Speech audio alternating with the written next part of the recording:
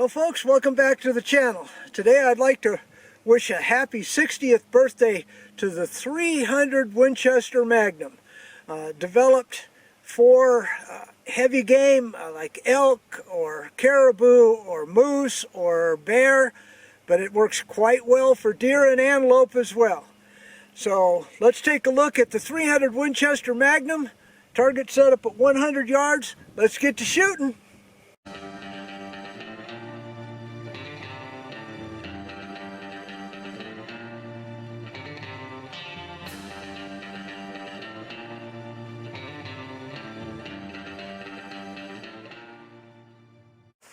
Okay, the cartridge that I'm talking about is the famous 300 Winchester Magnum.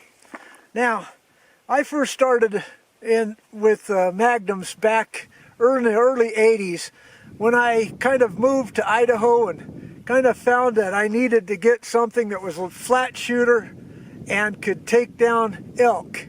I had experience with the 30-06 and in one bad experience where it took 3 shots to take one down. Well, this year I did not draw out on cow elk, but one of my favorite rifles is my Browning BAR and 300 Winchester Magnum. So let's go ahead and talk about it a little bit. Alright, I've owned this rifle since 1984. I bought it because I had a 300 H&H, or do have a 300 H&H, which does everything the 300 Winchester Magnum does. But I didn't have the advantage of fast follow-up shots, because in some cases, and most people who have hunted quite a bit will understand that an elk can get up, and when he gets up after that first shot, adrenaline takes over and we need to send another shot right quickly before they get into the deep timber and deadfalls where horses can't go and man should not tread. Alright, well, the BAR Browning BAR is designed to take up a little bit of that recoil because of its semi-automatic action. Quite frankly, it still kicks. I always kind of believed back then that the amount of recoil that you kind of get back into your shoulder is the same amount of pressure and energy that an animal will receive on the other end. So hence the term, if it barks on both ends, it's probably good enough. Okay, I've got the target set up at 100 yards. I'm shooting 2 different bullet weights. I'm shooting the 150 grain that I've taken antelope and deer with at extended ranges out to 500 yards. I'm also shooting the 165 grain SST that I loaded up because, quite frankly, the 180 grain and heavier bullets didn't necessarily provide the ballistics that I was trying to achieve. And the 180 grain was right around 3,075 feet per second.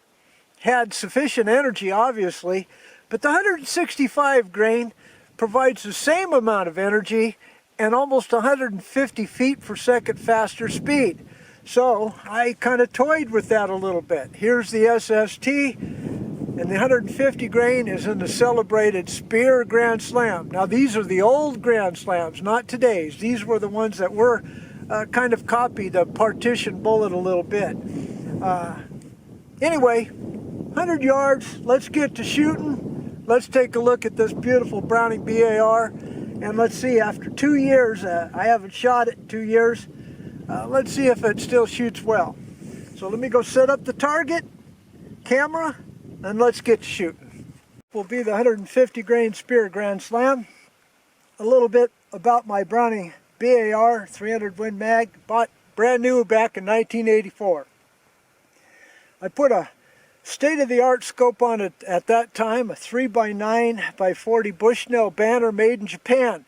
Now what's unique about this 3x9x40 is it has what's called a light sight, which was the very first red dot inside of a scope, inside the duplex reticle that I know of.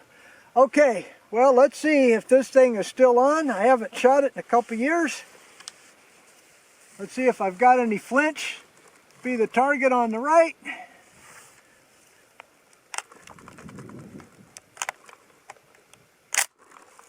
All right, locked and loaded, safety off.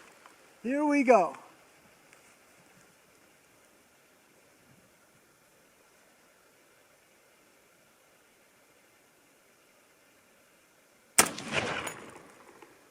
Okay, a little high.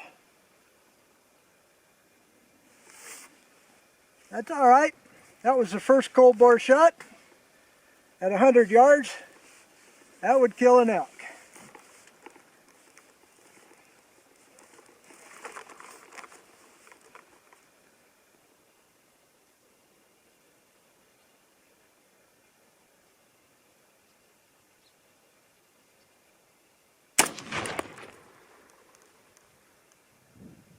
All right, dead bullseye. Well, we'll see where this next one hits. If it hits a bullseye, then you could tell that that first shot was my apprehension.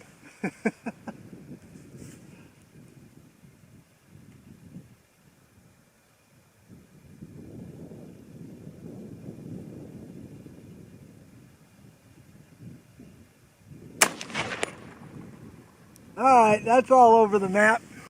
This is the 165 grain SST.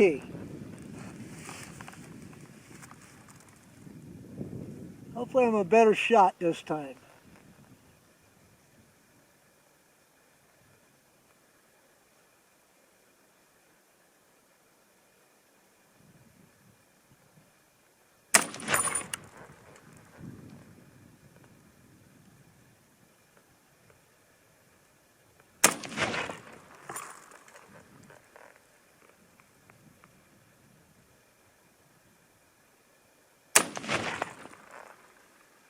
All right, a little bit better pattern.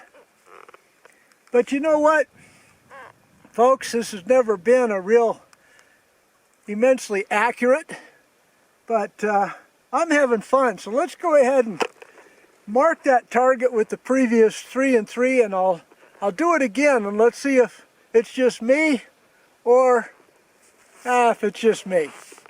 Let's shoot 3 more of those 150 grain. Let's just see if it was me. Rust, cold, who knows. I may not shoot this rifle again for another 2 years. But I'm having fun. Definitely not for varmints though. All right. Target on the right.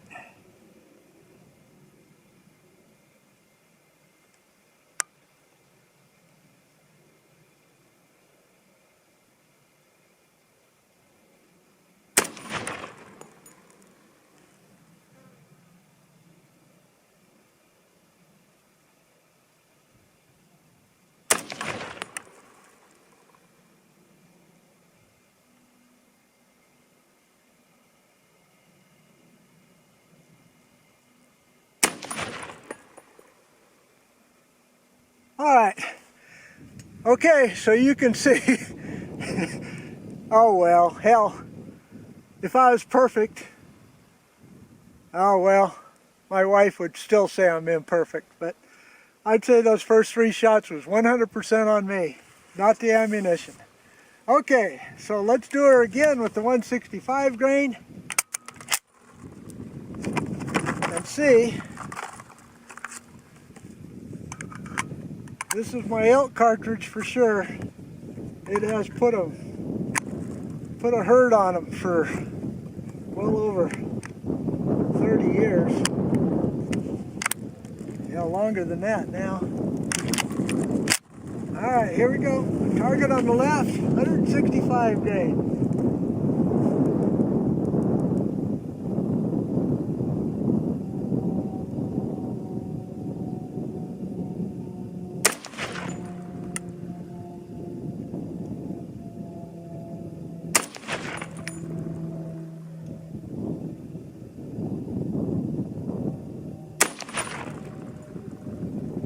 Okay, last one was definitely on me, no question about it, but I sure had fun. Hope you did, folks. So do we need to analyze the target? Probably not, I think you saw it. So if you enjoyed this video, folks, please give me a thumbs up. Don't forget to come back next time. I'll have probably a whole new load, a whole new rifle to shoot. But leave me a thumbs up if you will. Don't forget to subscribe. But God bless y'all. See you again next time. Goodbye.